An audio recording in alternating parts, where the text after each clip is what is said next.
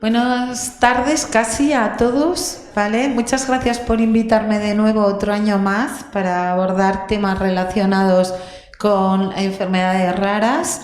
En esta ocasión vamos a hablar de enfermedades raras de la coagulación.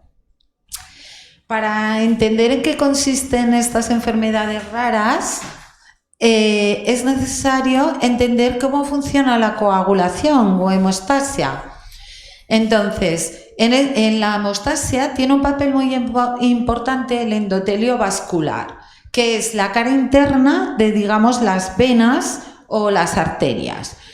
¿Por qué? Porque el endotelio vascular, en condiciones normales, tiene un efecto antiagregante, anticoagulante y profibrinolytítico para que las plaquetas y las proteínas plasmáticas que participan en la hemostasia se mantengan inactivas y la sangre fluya correctamente. Cuando ocurre una lesión del endotelio, la idea es que se desencadene una serie de reacciones que den lugar a un tapón hemostático para parar o detener el sangrado.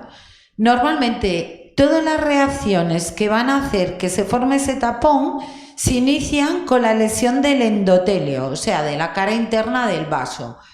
Esa lesión hace que se pongan en contacto sustancias presentes en el endotelio con la sangre que circula. Siguiente. Sí. Vale.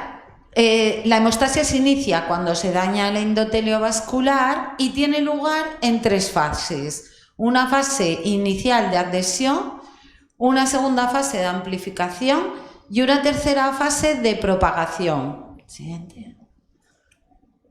En la fase de iniciación lo que ocurre realmente es las plaquetas que circulan en la sangre se adhieren al vaso a modo de tirita, se agregan y además se activan, liberando de los gránulos que tienen en su interior una serie de sustancias, ¿vale?, que van a hacer que se inicie toda la cascada de la coagulación. Es decir, esto es a lo que llamamos nosotros hemostasia primaria o fase celular de la hemostasia. Pero es necesario que ese tapón de plaquetas, que es flojito, se consolide para detener el sangrado. Y entonces se inicia la siguiente fase, que es la fase de propagación. Ahora. Bueno, durante la fase de iniciación, además, ¿qué ocurre? Una vez que las plaquetas se han adherido, ¿vale?, además del colágeno, que es el que hace que se adhieran las plaquetas, se expone factor tisular. Y entonces el factor 7, que va circulando y patrullando por la sangre, en el momento que detecta que hay factor tisular, se une a él. Y a partir de ahí se va uniendo factor 10 y se forma un complejo que empieza a activar una sustancia que se llama trombina. Sé que es complicado, pero hay que ir paso por paso para luego entender cómo se explican las coagulopatías. Siguiente.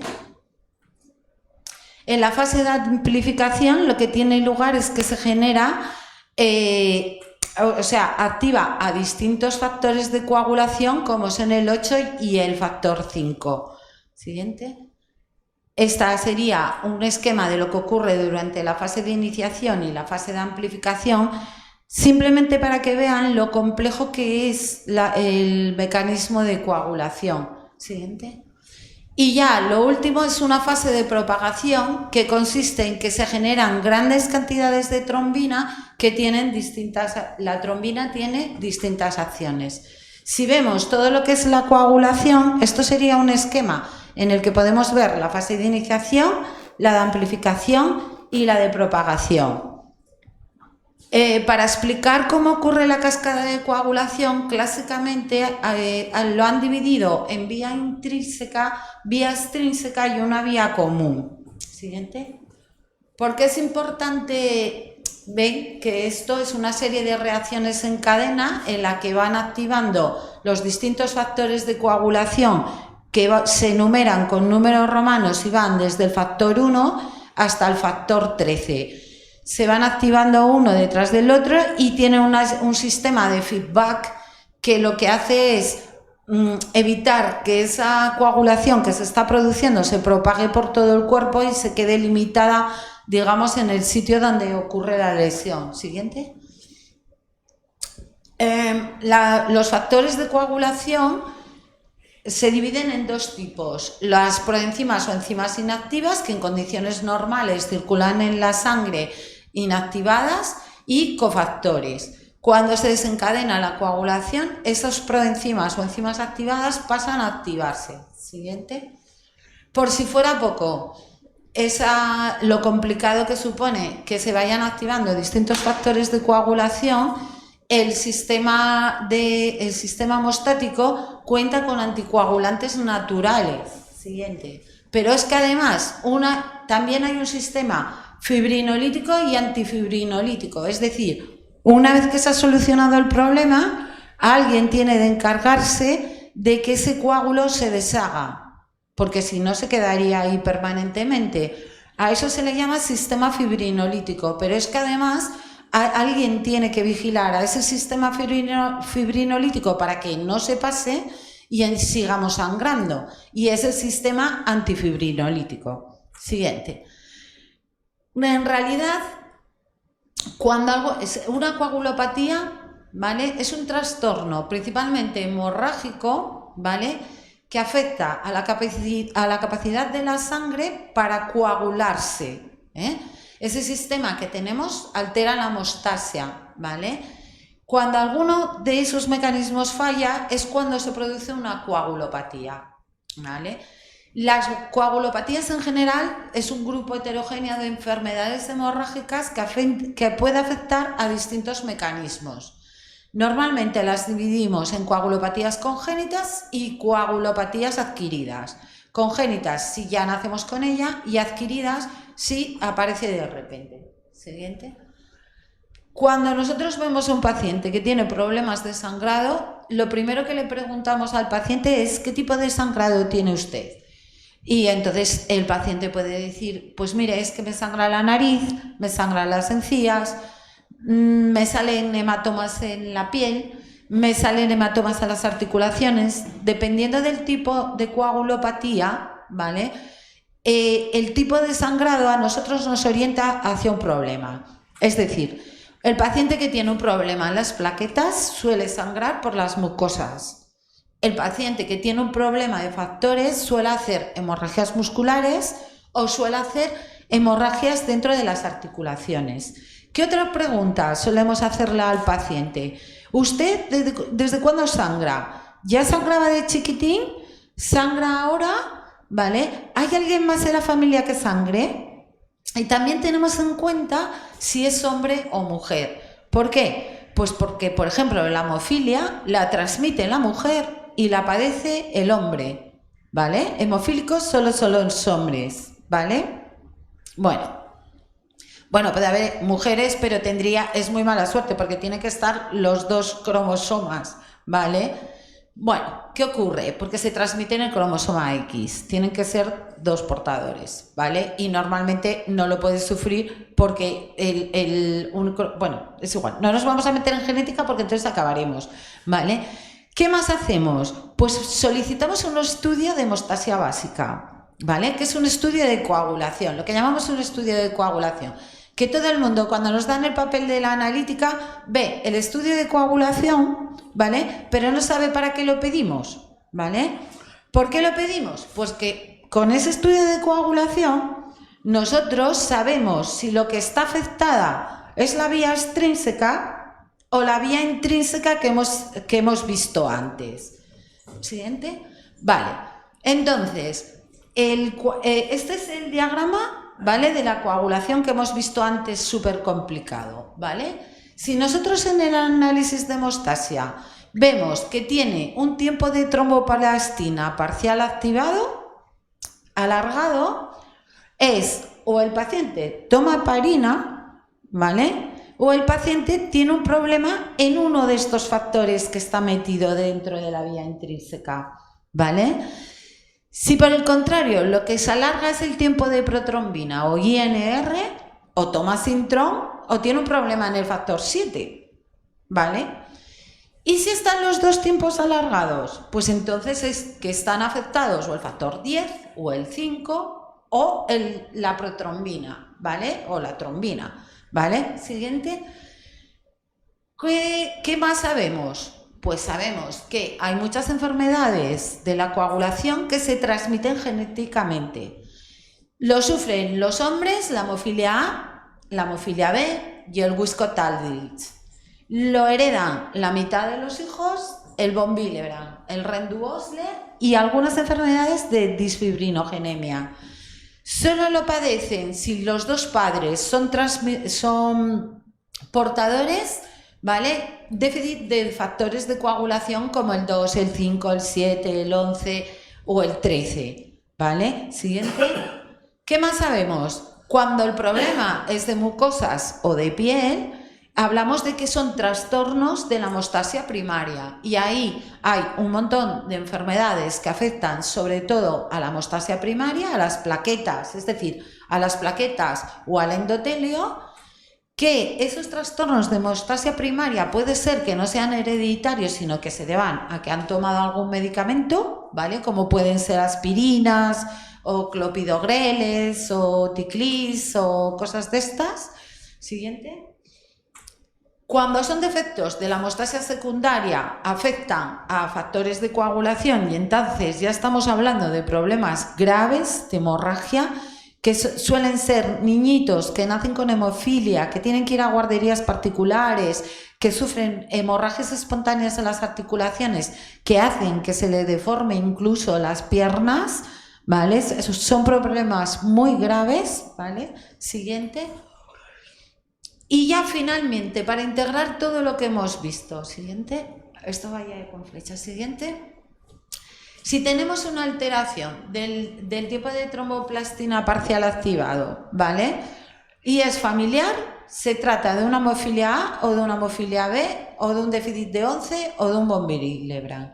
Si no tiene historia familiar, es un déficit de 12, de precalicraína o de quininógeno. Si tiene alargado el tiempo de protrombina y no toma Sintrom, solo puede ser un déficit de 7. Si tiene alterados los dos tiempos, o le falta el 2, o le falta el 5, o le falta el 10. Excepto que tenga una insuficiencia hepática o le hayan puesto algún tipo de medicación como fibrinolítico. Pero incluso con las pruebas normales, siguiente, puede ser un déficit de factor 13, ¿vale? O de alfa-2 antiplasmina. Para llevarnos a casa. Las coagulopatías son enfermedades poco frecuentes, gracias a Dios, ¿vale? ¿Por qué? Porque ustedes imagínense lo que es una hemofilia. Es un niño que ya nace con un problema de coagulación y que va a necesitar factores que valen un montón de dinero, ¿vale? Incluso aunque no tengan hemorragia, para hacer profilaxis de esa hemorragia. Esas coagulopatías pueden ser hereditarias, que la mayoría son hereditarias, o pueden adquirirse por muchas situaciones.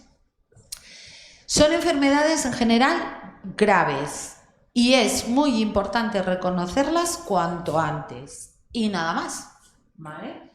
Pues muchas gracias a los dos por haber venido. Muchas gracias. Te queríamos preguntar una cosa. Sí. Sí. No, pero casi que se lo puedo preguntar aquí, porque estamos nosotros nada más. Sí. Nosotros somos de anticoagulantes. Sí. Sí.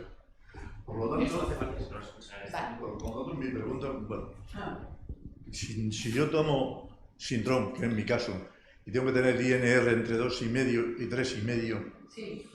Entonces, efectivamente, yo sé que entonces estoy sometido a la posibilidad de una hemorragia, etcétera, Claro. etcétera. Pero ¿cómo me puede afectar entonces? Estoy operado de corazón y todo, o sea que, Claro. ¿cómo me puede afectar entonces el hecho de que esté siempre y permanentemente anticoagulado? A ver, no es que cómo le puede afectar. Lo que estamos intentando, ¿vale? ¿Por qué toma el Sintrom? Porque tengo una hernia y a consecuencia de eso tengo dos arterias dos válvulas sustituidas en el corazón. Sí, lleva 2 válvulas mecánicas, ¿verdad? Vale. Una mecánica, por lo cual tiene que ser. Vale. cuando hemos estado hablando de la coagulación, hemos dicho que el factor 7 anda patrullando por la sangre, ¿vale? Y ese factor 7, en el momento que ve una sustancia extraña, llama a las plaquetas para que vayan allí y inicien un proceso de coagulación.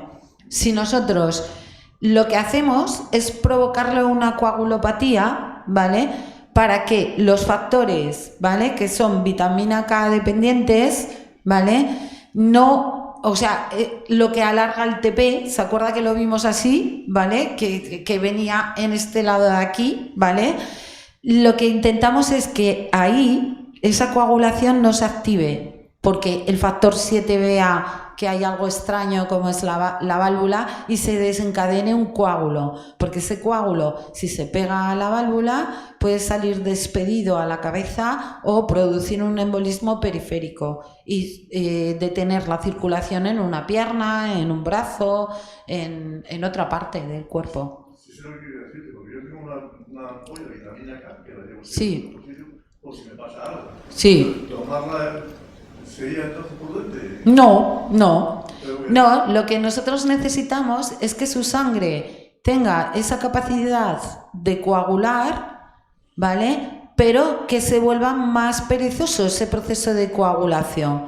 Hemos dicho que en condiciones normales la gente, o sea, la sangre va por ahí líquida y las plaquetas van inactivadas y los factores van inactivados, ¿vale? Pero si por algún motivo se activan los factores, ¿vale?, lo que hace es propiciar la coagulación, propiciaría que hiciese una trombosis, y no porque tenga una lesión y como un mecanismo de defensa, sino de manera patológica, ¿vale? Entonces, la vitamina K usted no tiene que tomarla, siempre tenemos que tener, para que no ocurra nada con esa válvula, la INR entre 2,5 y 3,5, ¿vale? Por debajo estará en riesgo trombótico y por encima existirá un riesgo de hemorragia, pero que tenemos que asumir, ¿vale?, para evitar que no tenga complicaciones en la válvula. Es decir, a mucha gente le da mucho miedo ver una INR alta, ¿vale? Y la INR lo único que dice es el tiempo que tarda la sangre en coagular. Una INR de 2 quiere decir que va a tardar el doble que una persona normal, y de 3 el triple, pero no que no pueda coagular, ¿vale? Entonces a todo el mundo le da miedo las INRs altas y no le da miedo la INR baja. ¿Por qué? Porque por debajo de 2, esa INR, entre 1 y 2 puede trombosar, pero usted puede tener una INR de 20 y no sangrar, ¿vale? Entonces, ojo, y no, la vitamina K además bloquea el sintrón durante muchísimo tiempo, muchísimos días. ¿El qué? La vitamina K no le serviría porque tarda en actuar 6 horas como mínimo. Sí, no, si a usted le sucede algo, evidentemente tiene que llamar a un servicio de emergencias porque tenemos esos factores que utilizamos para esos problemas, ¿vale?, los metemos directamente en sangre y actúan en menos de media hora, ¿vale? ¿Cómo te puedo decir que en la Sanar tenemos un carnet que lo puedo enseñar? Sí. Que va a una QR en la que dice eso, precisamente esto, lo que me ocurre, y en caso de que tenga un accidente, llamar inmediatamente al hospital. Claro. Que yo creo que eso debía de ser obligatorio en todas las cartillas de seguro. Sí. Debía de ser incluso... Lo que pasa es que luego uno, cuando tiene un problema, lo que menos le miran es la cartilla. Van a atender qué manifestaciones tiene, ¿eh? Sí. Sí, yo solo tengo una pregunta cortita. Yo sufro o tengo una... ¿Qué tengo yo? Una arritmia. Sí. Una arritmia y tomo Sintrom. La pregunta era la siguiente: ¿la transmisión a los hijos? ¿De la arritmia? Sí que hay arritmias que se transmiten familiarmente, pero en general la fibrilación auricular es una patología que se adquiere con la edad, ¿vale? Es como cuando uno se compra un coche. al principio funcionan correctamente y a medida que el coche va teniendo años le van saliendo pitos y flautas. Pues el corazón le sucede lo mismo. Además es una enfermedad que cada vez que aumenta la prevalencia con la edad y cada vez es más prevalente. ¿Por qué? Porque cada vez vivimos más. Entonces ese corazón que ya está viejo a veces nos sale por peteneras porque late al ritmo que puede, pero no tenga miedo por eso. Aquí la mayoría de ellas son enfermedades hereditarias y son enfermedades ya en pacientes, ¿vale?, que ya tienen un recorrido familiar, o sea, son asociaciones también bastante potentes, la de hemofílicos, porque se transmiten a su descendencia y son muy conocedores, a veces más que algún médico, de cuál es el problema. Ustedes lo que tienen es una coagulopatía adquirida, ¿vale? A ustedes. Me alegro de verles de nuevo.